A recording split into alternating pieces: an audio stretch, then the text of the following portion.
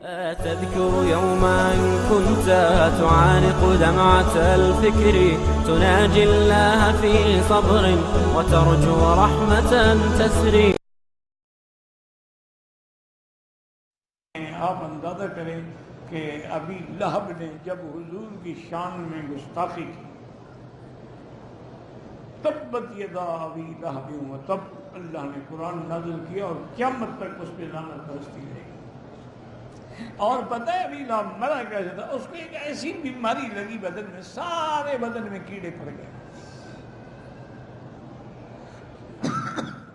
اور اتنی بدبو تھی کہ اس کے گھر والے بھی، اولاد بھی روٹی دینے کے لیے نہیں جا سکتے تھے.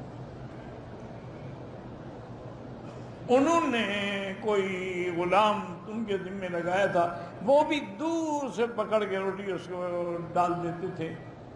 نتیجہ یہ نکلا کہ اسی حالت میں وہ مر گیا. دروازہ بند تھا، کسی کو پتہ نہیں لگا. 2 دن کے بعد جب بدبو پھیلی تو اس کے گھر والے گئے، دیکھا کہ وہ مر گیا ہے.